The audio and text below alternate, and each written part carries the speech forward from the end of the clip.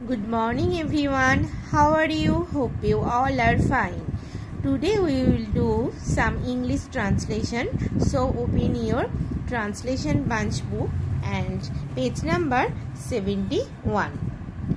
আমরা কি করছিলাম? হ্যাভ এবং হ্যাজের ব্যবহার শিখছিলাম। তো সেটা আমাদের পুরোটা কমপ্লিট হয়ে গেছে। আজকে আমরা শিখব হ্যাডের ব্যবহার। হ্যাভ এবং হ্যাজ কোথায় আমরা ব্যবহার করি? সাবজেক্ট বা কর্তার কোনো জিনিস আছে বোঝাতে হ্যাভ বা হ্যাজ আমরা ব্যবহার করি।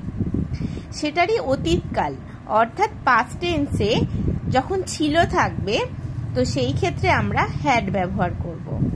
অর্থাৎ ধরো আমার একটি পেন আছে, সেই ক্ষেত্রে আমরা কি ইউজ করতাম? আই হ্যাভ আ পেন, অর্থাৎ হ্যাভ ভার্ব ইউজ করতাম। এবার যদি ধরো বললো আমার একটি পেন ছিল, ছিল বললে তখন আমরা হ্যাড ইউজ করব, অর্থাৎ আই হ্যাড আ পেন। বুঝতে পেরেছো? আর একটা জিনিস মনে রাখবে, হ্যাভ এবং হ্যাজ ব্যবহারের ক্ষেত্রে কিছু নিয়ম ছিল, অর্থাৎ থার্ড পারসন সিঙ্গুলার নাম্বার অর্থাৎ একটি মাত্র ব্যক্তি বা একটি মাত্র বস্তু বোঝালে তারপর আমরা হ্যাজ ব্যবহার করতাম, বাকি সব ক্ষেত্রে হ্যাভ ব্যবহার করতাম। কিন্তু অতীতকাল অর্থাৎ ছিল বোঝালে অর্থাৎ হ্যাড থাকলে সমস্ত ক্ষেত্রেই আমরা হ্যাড ব্যবহার করব। এখানে কোনো নিয়ম নেই, অর্থাৎ প্রত্যেকটা ক্ষেত্রেই আমরা হ্যাড ব্যবহার করব। দেখো একটা দেখো করা আছে, তাদের ছিল, দে হ্যাড। দুইটা দেখো আরমানের ছিল, অর্থাৎ আরম্যান হ্যাড। এটার ছিল, অর্থাৎ ইট হ্যাড।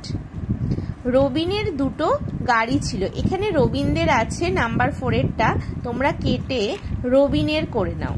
রবিনের দুটিও গাড়ি ছিল, অর্থাৎ রবিন হ্যাড 2 cars। আমার একটা সাইকেল ছিল, আই হ্যাড আ বাইসাইকেল। রাজুর বাবার একটা লরি ছিল, Raju's father had a lorry. এখানে দেখো রাজুর বাবার বলেছে বলে রাজুর পর একটা অ্যাপোস্ট্রফি এস বসেছে, অর্থাৎ রাজুর পর একটা র আছে বলে, এর আছে বলে। Raju's father had a lorry.